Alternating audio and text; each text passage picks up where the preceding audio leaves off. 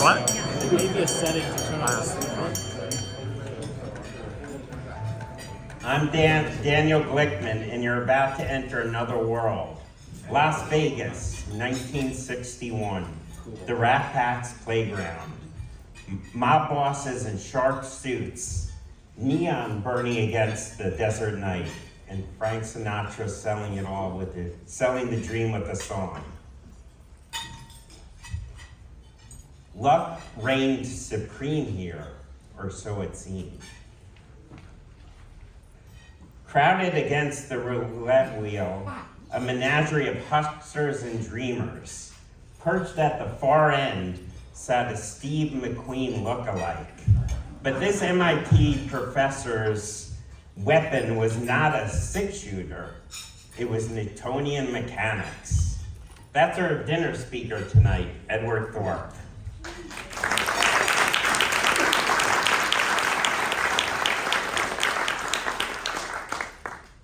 At the other end of the table, another MIT professor, go Beavers, Claude Shannon. His face was carved with the precision of a lathe, and he always had a mischievous twinkle in his eye. He was the father of information theory, the grammar and scaffolding of our data, computing, and communications age. And Shannon still found time to juggle on a unicycle. Together, the team saw order in the chaos, a truth that others swore could not exist.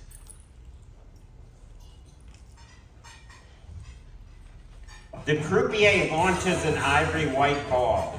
It clatters around the rim.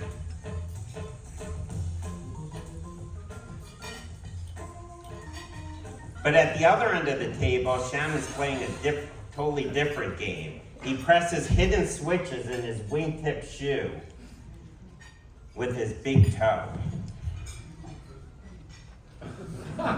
Yes, a shoe. Even Maxwell Smart would be proud. 50 years before the Apple Watch, they invented the first wearable computer, hidden in a Ferragamo.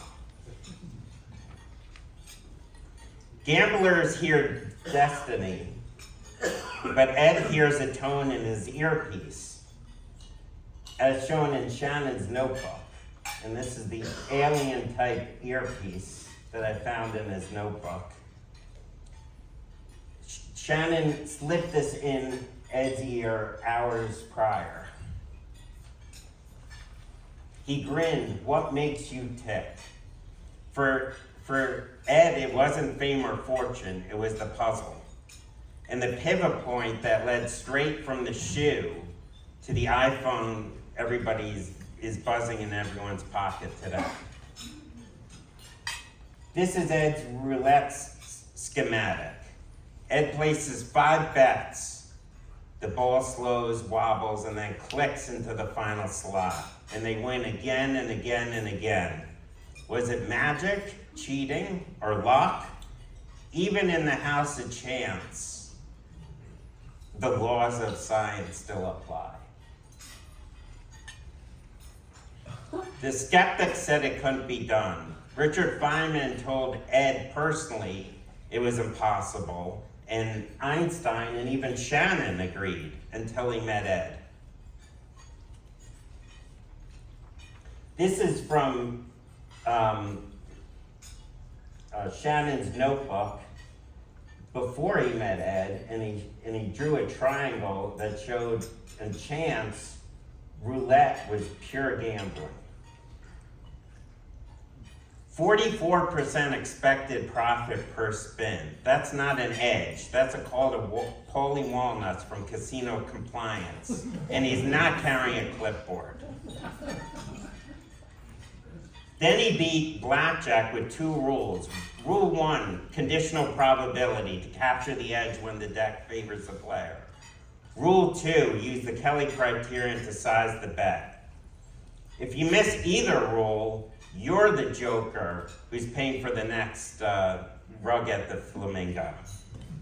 So it's like Google Maps for investing, telling you when to turn and when to hit the gas until your risk manager hits the brakes. But in Las Vegas, they cut Ed's brakes. That's risk management, but the Bugsy Siegel way. For 5 centuries, mathematicians tried to beat the house. Ed's solution was so elegantly obvious that mathematicians said, really? This is, at the Dunes Casino, Ed's coffee was free. The poison was on the house.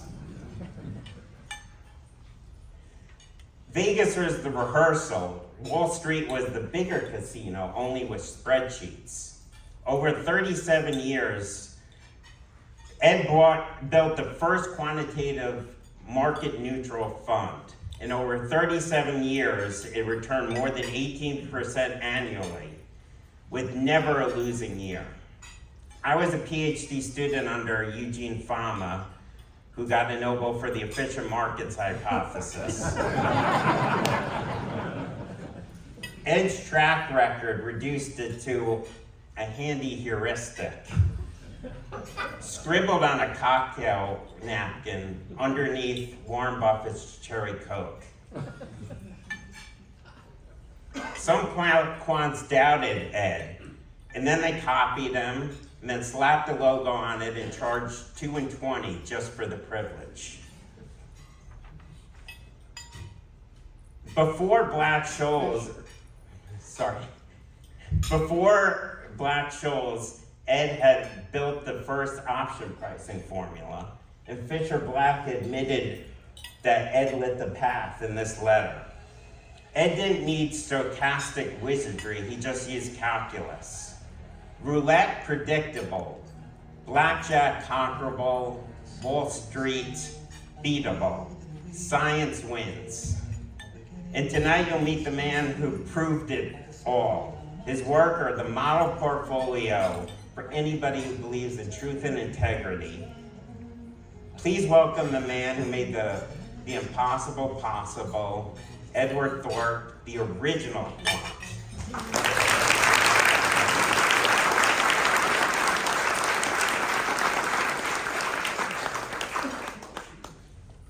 Thank you, Dan, for a very thoughtful and excellent introduction.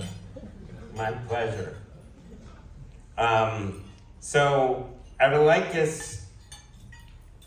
you to take us back to 1955 when you're a graduate student at UCLA thinking about roulette, a game everybody assumed was pure chance. What made you believe it could actually be predicted? You're famously humble, but that really took some chutzpah, didn't it? So please take us through that story and the moment you realized that the laws of physics might apply. It kind of started when I was a high school student, and I was interested in all things science, and I used to do lots of experiments on my own, and I would deliver newspapers at 2 or 3 in the morning to get the money to buy the stuff that would let me do the experiments. And I had a bunch of different ideas, things like what if the planets moved in circles instead of ellipses? How good approximation would that be?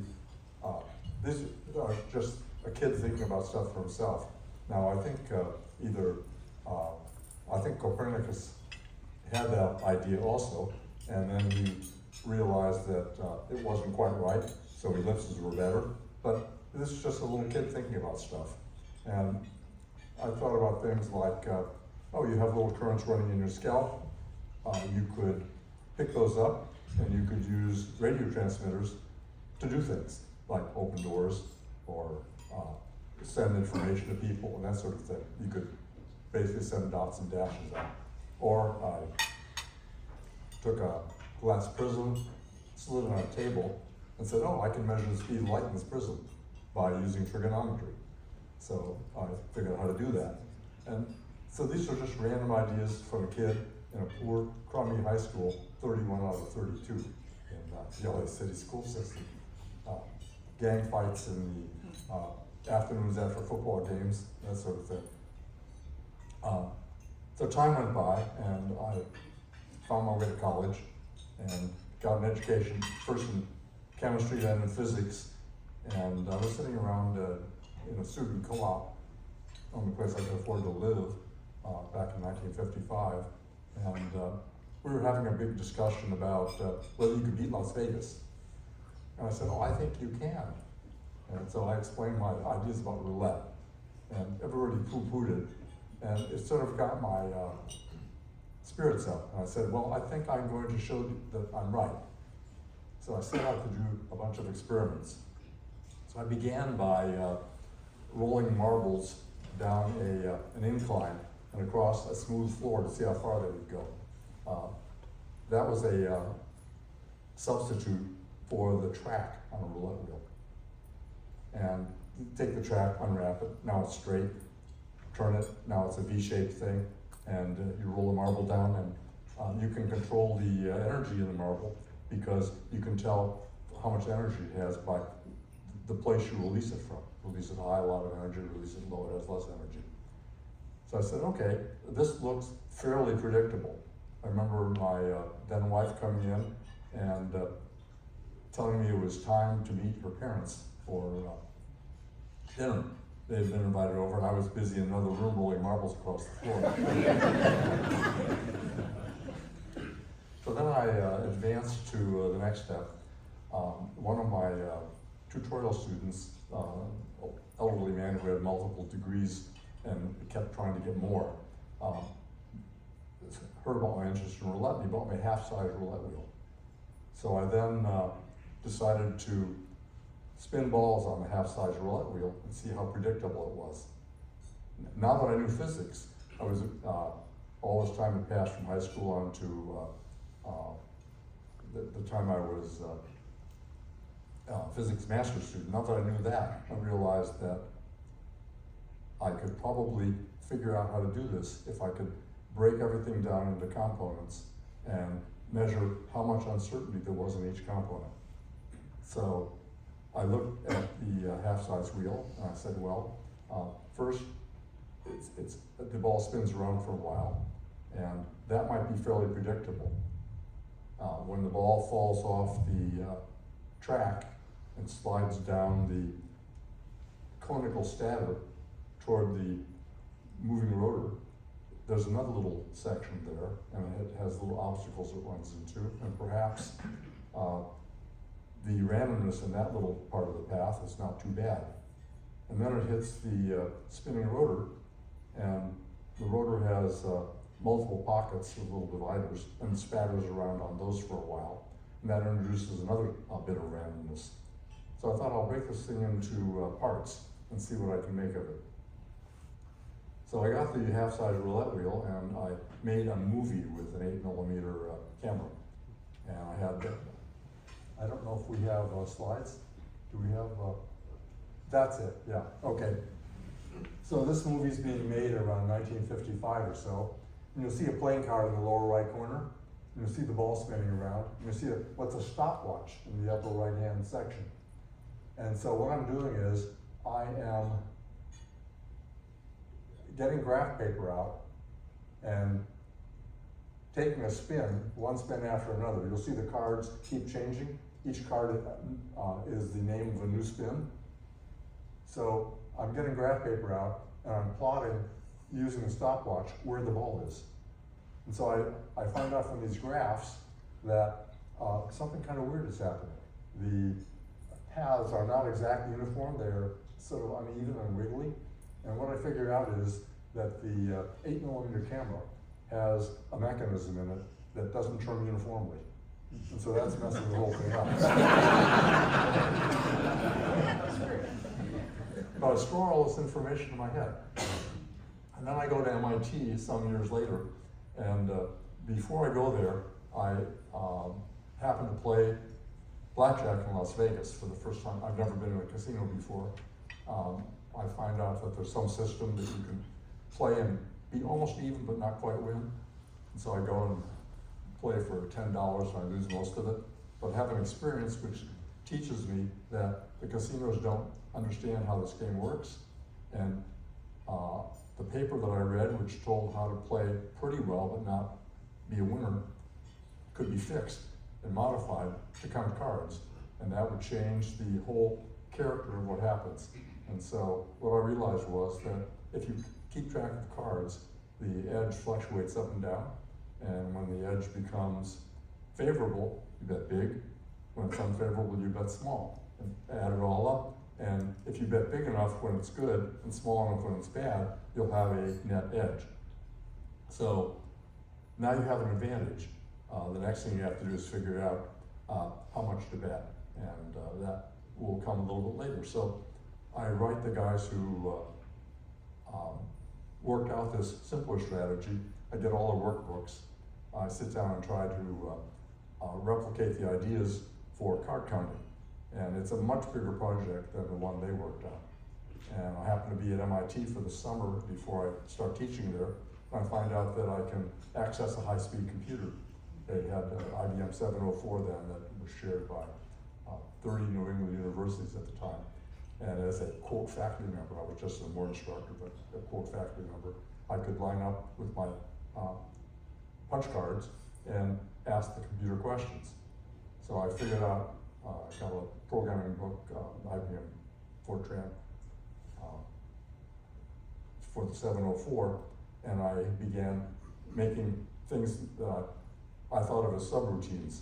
And I just taught myself how to program on the thing, and I'd put my punch cards in, and they'd come back a few days later with grammatical errors of various kinds, and I'd fix them, and it used to go on and on and on. So after about 8 or 9 months of this, I started getting output, and it was what I expected. What I did was I asked the computer what would happen if I changed the quantity of a single card in the deck, like add more aces or take more aces out, add more twos or take more twos out. And it told me that big things would happen. There were very large changes in the advantage, plus or minus depending on the card and how much you took out. And so I realized immediately that my original idea was right, that there was a whole 10-dimensional space of expectation that had all kinds of variations in it that I could exploit. And 10 dimensions because there are 10 types of cards in blackjack. And so I then put it all together and wrote it up for the American Math Society. And I was going to give a talk there, and I wanted to publish what I wrote quickly because I knew there were thieves afoot. One of the famous thieves was a fellow named John Scarney, who was kind of an ignorant hack that was turned into a gambling expert by Simon & Schuster and an editor named Clayton Rawson. So anyhow, they got, they would immediately lap this stuff up and steal it if possible, and that attempt was made, but it didn't work out very well. In any case, I wanted to find quick publication, and so I asked people in faculty at MIT how to do this. They said, well, Proceedings of National Academies of Sciences is a way to get something in there, but you've got to get somebody who's a member to submit it for you and approve it. So I looked, and there were only 2 members in mathematics in Boston. One was Oscar Zariski, who was an algebraist at Harvard. I said, he's not going to know anything about this or care about it. It's applied math. He's a pure mathematician. It's way out of his area of interest. The other was some fellow named Claude Shannon. So Claude Shannon was an institute professor at MIT. I didn't know who he was. I'd really never heard of him before I found his name as an institute professor at MIT. So I said, well, I'll go see this guy, and I'll see if I can get him to submit my paper. Information theory was an unknown to me at that time too, by the way. I was a functional analyst, but really focused in mathematical physics.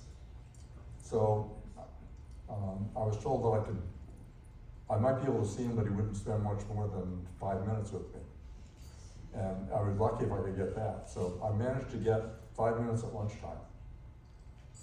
So I come in, I sit down, and I describe what it is that I want to do and show him my little write-up. And he gets pretty interested. He says, well, you're calling this Fortune's Formula, winning strategy for blackjack. Let's call it a favorable strategy for 21, because the people at National Academy aren't going to be very interested in Fortune's Formula, winning strategy for blackjack. So we changed that, and we made some other abbreviations and condensations. And this was in, I think it was the end of September that I met him, and the paper came out in January. In any case, then he said, what else are you working on? So I said, well, I have this idea for roulette. And turned out that he loved, unknown to me at that time, he loved gadgets and toys and all kinds of ingenious things. And so he got really excited, and so we talked for hours. And we decided to make a joint venture and build a winning roulette computer. And so we sat down for the next 9 months and worked, both of us, 3/4 time on just that. I mean, I did my MIT things, but that was all in the background. So I was out there at his house in outside Boston for 20, 30 hours a week. And my wife and I would come out, we'd have dinner out there sometimes with Claude and Shannon, and the little baby would be crying in the background and have to be dealt with and so forth. And we learned about things like almond and Pinot Noir. We weren't wine lovers before that. And that was one of his favorite wines. So we got to like that.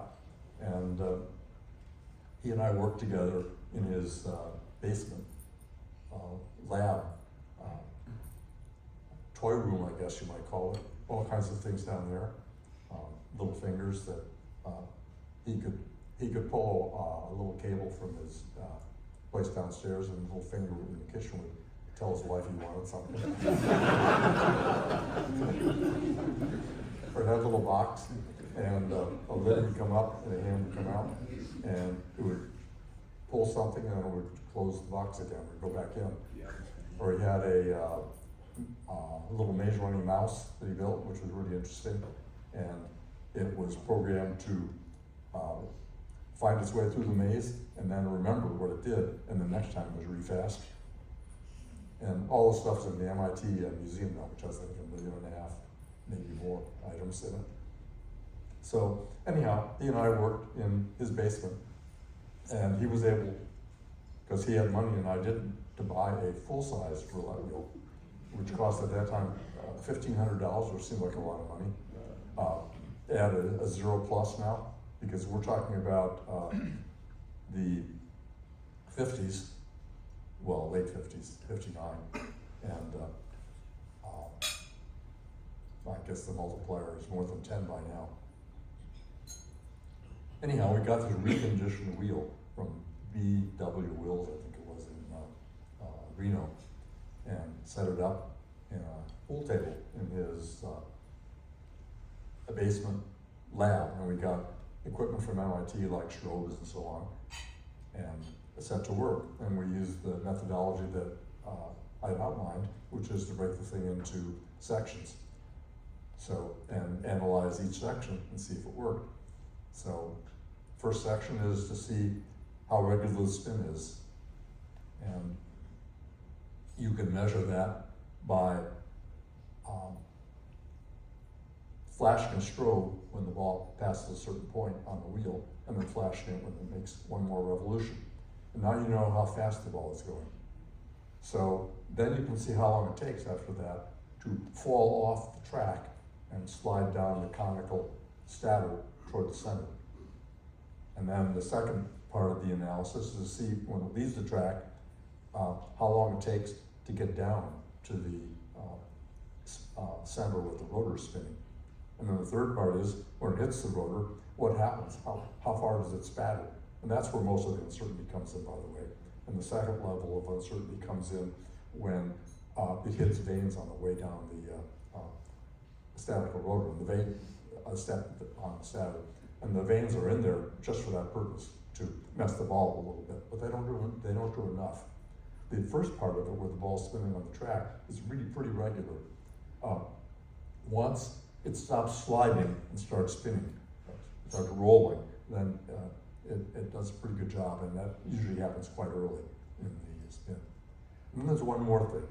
The rotor is spinning while all this is happening, and you don't know where it is unless you measure where it is, and you can do that with a strobe again. You can see where the rotor is in real time. So if you know where the ball and rotor are both in real time, then you know where the rotor is going to be when the ball actually enters. And the rotor tends, from its spinning, to kind of spread out where the ball would go. If the rotor weren't spinning, the ball would spatter on some of the vanes and go a little ways. There'd be some probability distribution. If the rotor is spinning, it kind of stretches that distribution out. So when you put it all together, the question then is, how much is the uncertainty? Turns out the standard deviation is about 11 pockets, there being 38 pockets. And turns out that turns out to give you an expectation of, on the best pocket, of 44%, and which is absolutely gigantic in any gambling game. And if you were to bet on the two neighbors on each side for a group of 5, then you'd have an expectation of 43%. So when we had all this figured out, we then built a small wearable computer. The first one, as it turns out. I think the MIT history of wearable computers says it was built in the credit said it as being made in 1966, making it just 1 year earlier than the next thing in the line. But it was really finished and operating in Las Vegas in 1961. We just didn't say anything about it until 1966. So, first announcement is what they credit rather than actual work in creation. And the result was a little box about the size of, a little larger than a cigarette pack. There should be some pictures there. I don't have, let's see if we, oh, okay, let's see. Well, there's the computer up there. What it looks like now. Oh, I can control this? That's that. Just. But you have to hold it. Oh, okay. So here's the computer as it is now in the MIT Museum. This is a little write-up I did for just, it was on exhibit in Germany for a while, like 8 weeks or so. It's a Nixdorf Museum, Hans Nixdorf Museum, I think. And this is trying to explain what I just explained verbally about the various parts of the path and how it's measured and worked out and so on. And if we could flash to another thing. Oh, good, okay, that's perfect. So here's the computer layout, I mean the roulette layout. And in actual practice, what happened was I would sit down, I would sit here, where I couldn't see what was going on. Claude Shannon would be standing over here somewhere. And what he would do is, he would be writing on a little notebook, keeping track of numbers that came up on each spin, like many system players do, and apparently not connected with or having anything to do with me. And I'd be sitting down here where I couldn't see the ball. And when the ball was spinning, he'd tap in information about the ball as it passed various points. Like, let's see, initially what would happen is the rotor would be calibrated and put in real time. If, let's say, 0 passed a certain point on the rotor, let's say there was a mark on the rotor or something, might be a label or something of that sort. When the 0 on the rotor would pass that point, we'd hit he'd hit a button in the toe of the shoe. And that would tell the computer to start measuring where the rotor was. And when the rotor went around one revolution, he'd hit it again, and that would tell him how fast the rotor was going. Rotors slow only very gradually, so you could clock a rotor and the information would be good for several minutes unless the coupe happened to hit it with his hand and give it another little boost, in which case that would kill the prediction and we wouldn't make a bet. And then once that information was in, the ball would be spun And the same thing, when the ball passed a certain point, he'd click a button and he'd throw the shoe, and and when it came back around one revolution, he'd click it again. And on the fourth click, 2 for the rotor and 2 for the ball, the computer would be done. And it would be playing a series of tones, do, re, mi, fa, sol, la, ti, do. And whatever tone was the last one I heard was the group of 5 to bet on. We took the 38 numbers and divided them into octants, and 0 and 00 got repeated. And so we bet on neighborhoods. So here's a neighborhood here. I can't, 023, can't really read it from here. I used to remember by heart, but I've long since forgotten. Yeah, I don't know. Anyhow, I used to know these neighbors, and so his toe was better than my toe in measuring, so he was the clicker, and I was faster in putting down the bets on the 5 things. We had a side discussion about all this, putting down the bets, and he told me that what he understood from his research and other things he'd read was that A plus B log n was the amount of time it took to process and get something down, where n is the number of things you're trying to get done. So A is a small constant, and B is another constant, and log n is the number, where n is the number of pockets I want, or spots I want to bet on, was how long it would take me. So n being 5 was about what I could do in the time available. So we honed all of this, and we also honed things like getting really good at timing ball and rotor with the toe switch. I think he could do it. He got down to about 100th of a second error, and I was a little higher than that, but I was faster on the other one, so that's how we divided up the labor. And the weakness, well, when we actually went out to Vegas, we went out with our 2 wives, and we set up in August of '61, and we stayed in a place without a casino because we didn't want to be noticed as much as we would have otherwise walked into a casino.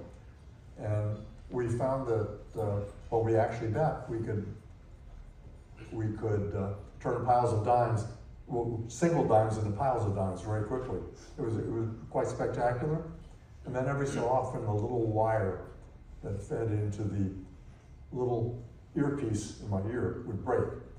And we have to go back to the hotel room and take it all apart, and fix it, put it back together again, and then go back into the casino. And one time when I was sitting at the table, I was sitting down at the end here. There was a lady sitting on my right, so I was here as far away as possible. I think she was there. The little speaker was in my right ear. It was something about the size of a pea, and it was black, and it came partway out. And I looked, and she looked horrified, and I knew something went wrong, so I laughed, and it turned out that the speaker had come partway out of my ear. It looked like some sort of bug or insect coming out of the ear canal.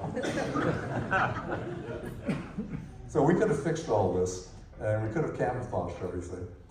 We could have camouflaged it as follows.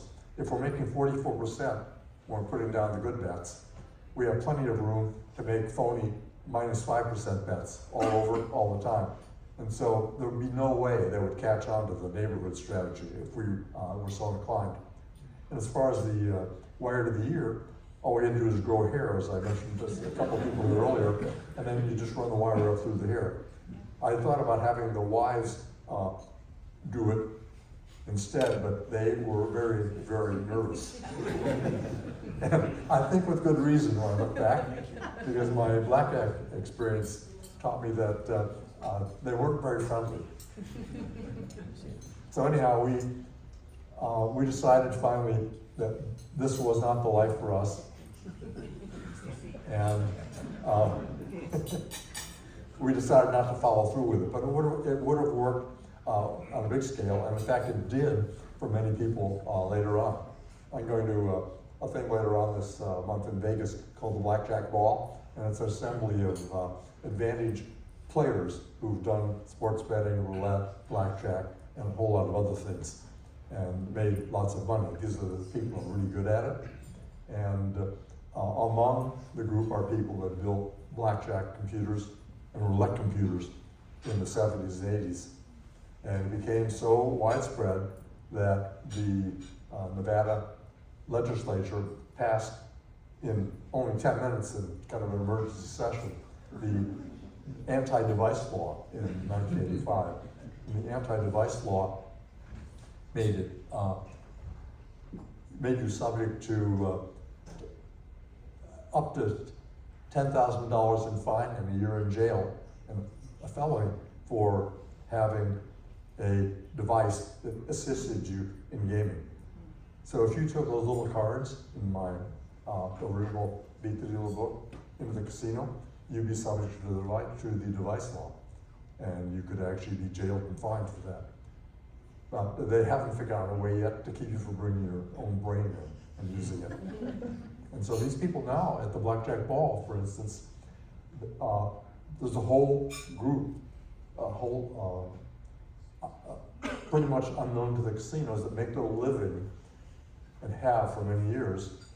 And their living is hundreds of thousands or millions a year just playing advantage gambling in various places.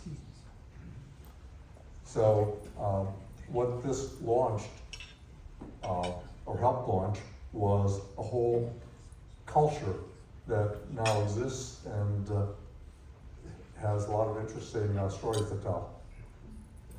Did you work with the people from the Eudaimonic Pi? No, the Eudaimonic Pi is a group of physicists at UC Santa Cruz, and must have been about, well, in the 1966 Beat the Dealer book, revised edition, I mentioned the footnote that we had a way of beating.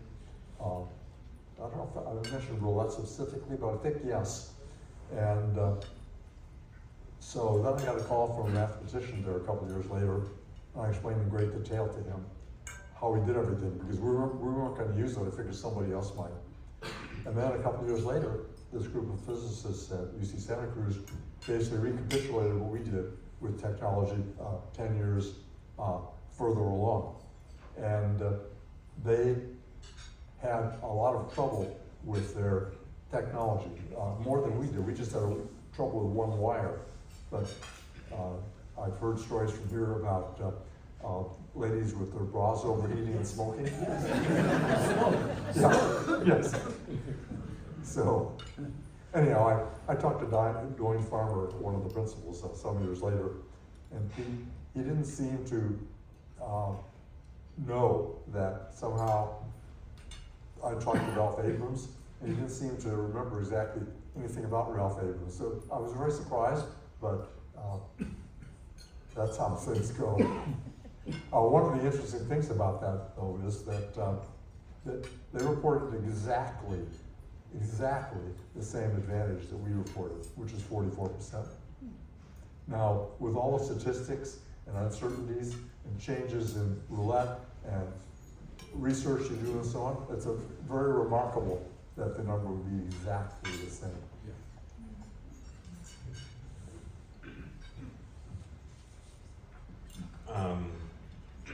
So when you were in Las Vegas and you were winning, did you fear for your life and calculate for mob risk?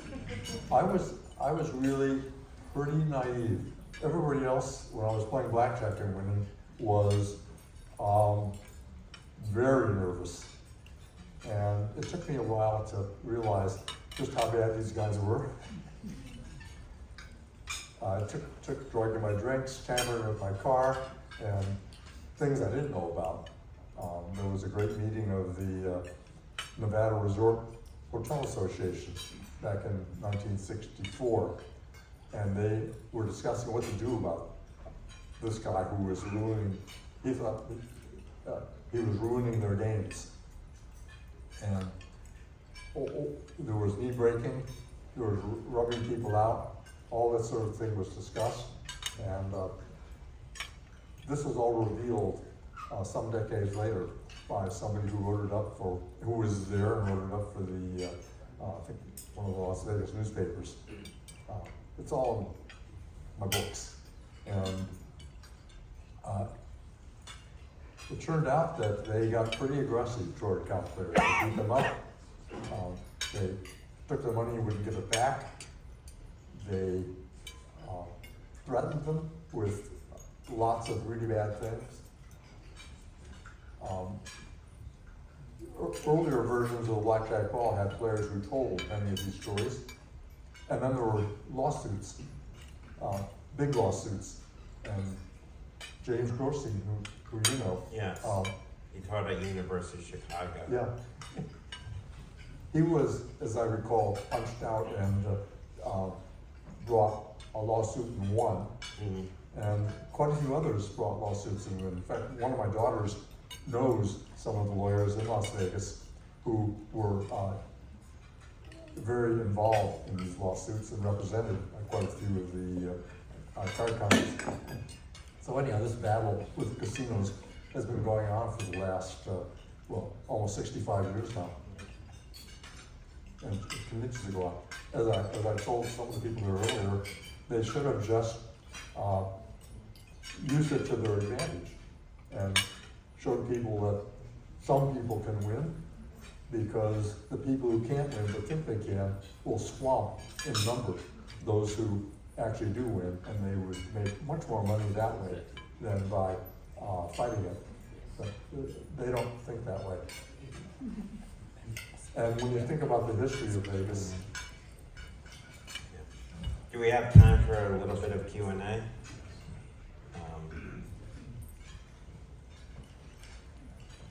Okay. Thank you so much. It was a fascinating discussion. What is your perspective on the idea that markets tend towards efficiency? well, I think it's pretty clear that there are significant inefficiencies in markets, and you can see why. Markets are not a fixed or stationary thing.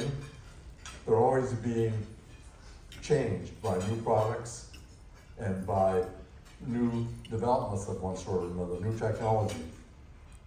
And so, I think of the engineering analogy. You have a steady state in a circuit, and you have transients. And new transients are coming in all the time and causing these pulses of change that run throughout everything.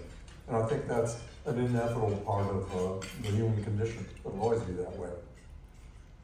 So I think markets will always have inefficiencies, and it's just a matter of where they are and how hard it is to find them.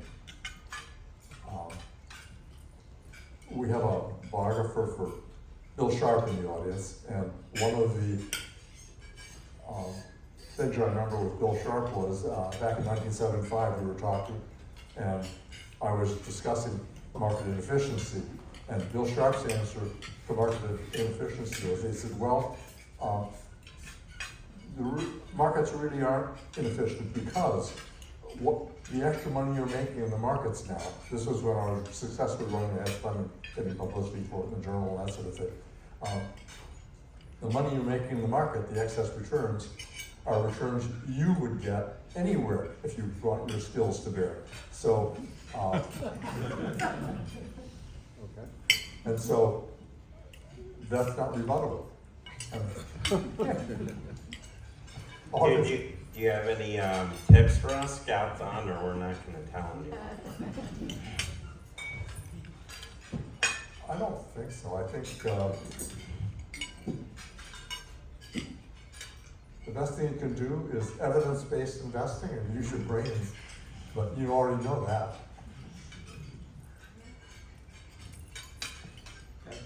Thanks about that, and that was an unforgettable event. Thanks very much. I would have hundreds of questions, but I only asked two so that others have a chance as well. The first one would be is that I remember you say probably to your wife when you met Warren Buffett when he was like 60 years ago, when he was a young money manager, that you told her that this guy is gonna be the richest guy in the world on one day. And I'm just curious, what were the signals, or how did you realize it at such a young age for Buffett? And the second question, if I may, is that I think 7 years ago you had a long interview in Barron's magazine, and you gave a lot of, or like you detailed your exercise and supplemented all that routine. And I'm just curious, in the intervening 7 years, have you discovered anything new or any addition to the lifestyle which would increase our chances to be in this shape at that age as well? Well, Thanks very much. Those are two really interesting questions. First about the one. It was back in '68. I had an investor in my then new hedging methodology, and the investor was the dean of the graduate school at UC Irvine, among other people at UC Irvine who were also investing.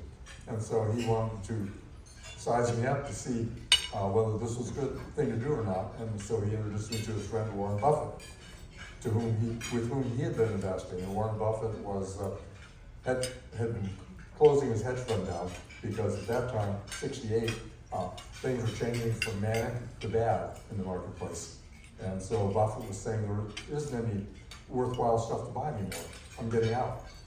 And so he was giving investors back their money. So the idea was to calibrate me and see whether, in fact, I would be a good place for the dean to invest his money. And so we got to know each other, we played bridge together, we all had dinners and that sort of thing. And so I got to know Warren moderately well then. And he was extremely smart, extremely voluble and talkative, and had lots of interesting things to say. So as I got to know him, I realized that he was going to compound himself a very long way. He'd already come a long way. He'd started with 100,000, now he had 50 or 100 million, long before Forbes discovered him, by the way. A footnote, they started the Forbes for 100 in 1982. He wasn't on it, but he was already worth 300 million. And 100 million is what it took to get on it. They didn't even find him until 1985. So it tells you a lot about how many people are missing from the Forbes 400. Anyhow, he was very smart and very arithmetically adept. And so we had a good time talking about lots of different things. And I told my wife then I thought he'd be the richest person in the United States eventually, because he was a long-term compounder and he was already very far up the ladder. So that's the one thing. Now the other thing was about health and longevity. Okay, well I decided that I like life, I like being here, and the longer I'm here, healthy and happy, the better. And I decided that a long time ago. So I've tried to tilt things my way, use risk management notions and intelligence as far as managing myself. And I think that anybody in this room could, almost anybody except the ones who are already doing it, could do a few things and add several years to their lifespan and even more to their health span. You probably know that in the United States, which is terrible as far as health goes, the average man lives about 73 years. If you use the Social Security tables that are by 2023, and the average woman lives about 79 years. In Japan, the average woman lives about 89 years, and the average man lives about 85 or 86. In all the other first world countries, the people live substantially longer, and their lifespans have been climbing compared with the U.S. lifespan since about 1990. U.S. lifespan sort of leveled off, it's going sideways. What that tells you is that on average, we as a people can add a huge amount to our lifespan. 50% of Japanese women lived to age 90.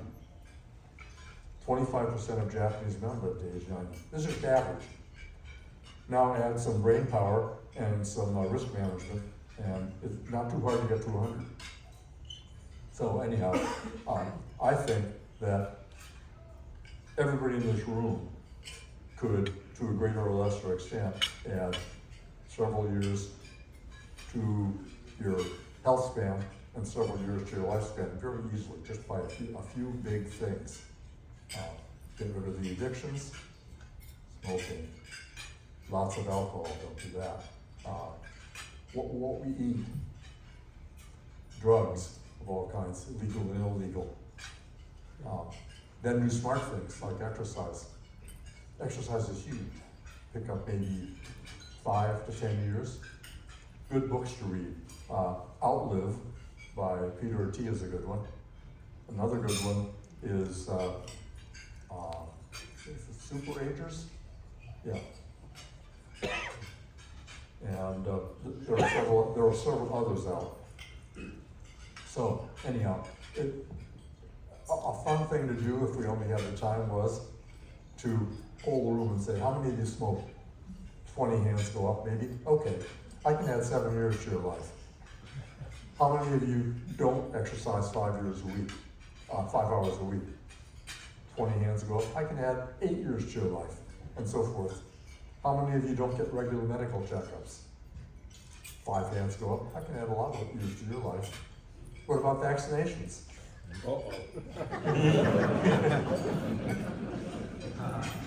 And it goes on and on. And so when you add all these things up, it's huge. Just automobiles, which I was thinking about last week. You can add 3 months to the average person's life in the United States just by cutting your automobile risk in half. That's a lot of time for just being a little more careful. So anyhow, there are lots of stuff like this. Yes? In one of your books, you wrote that you stopped money management in favor of family and other interests. I'm just curious whether, first, I presume that was an honest report, but I'm curious whether it was. And secondly, more seriously, how do you view that decision in retrospect? I didn't get all of that. Okay. So I'll try it again, a little louder here this time. In one of your books, you wrote that you quit investment management professionally in favor of family life and other hobbies. And so the first question, which is almost thrown out as a side, was that accurately reported? And then the more important question was, in retrospect, how do you feel about that decision? I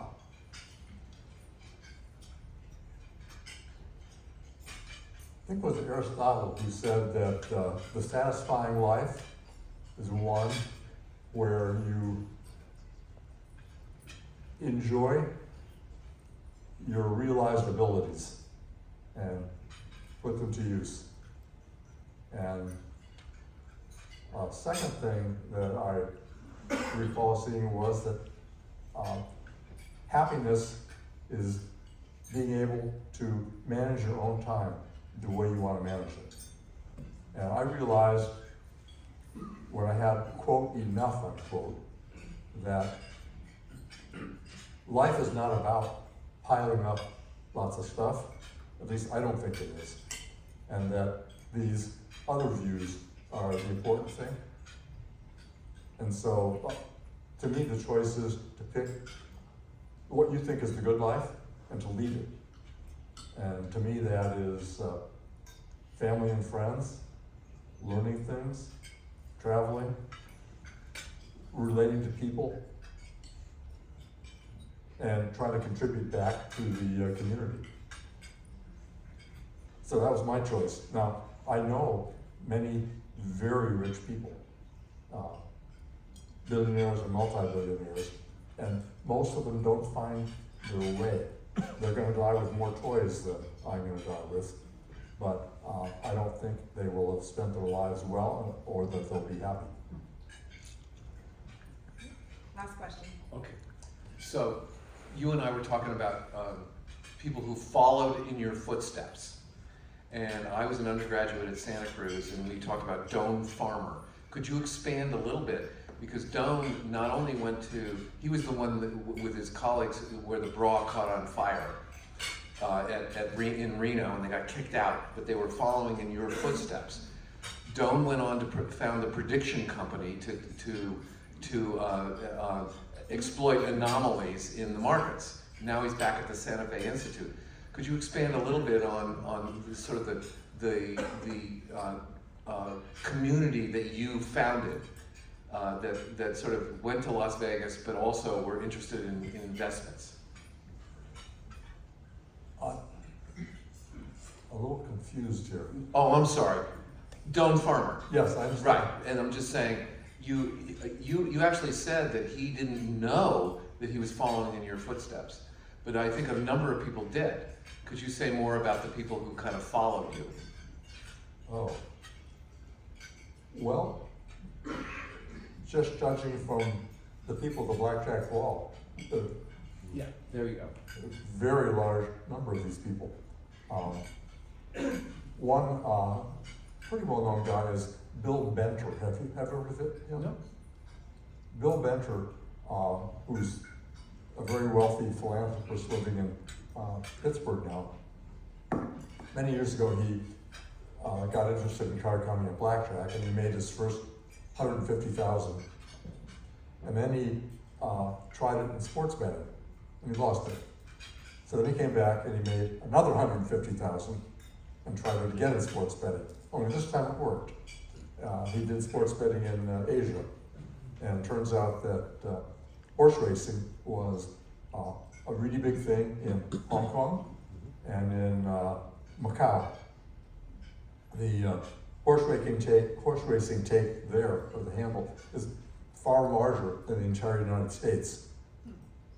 And so it turned out that they used the money management and prediction and statistical ideas they'd learned as card counters and blackjack to become successful horse bettors. And so they eventually made hundreds of millions of dollars, maybe $1 billion or more. And other people associated with them did similar things. So there's a collection of these very wealthy horse racing people who, some of whom come to the blackjack ball now. Zelko, I forget his last name, it's some name I can't pronounce. He's one of the guys.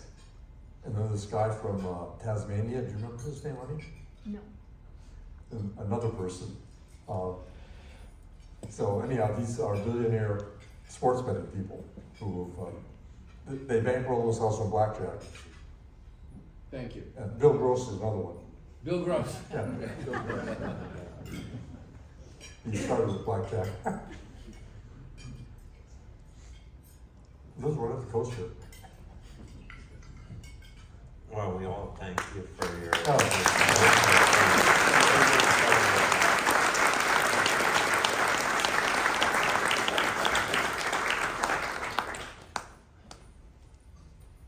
Marvelous.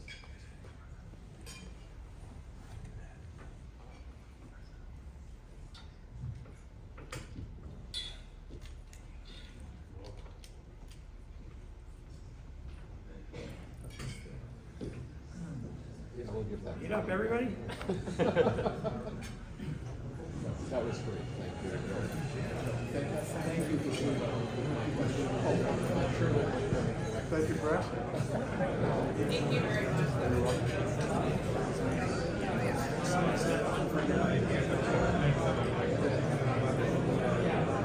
very much.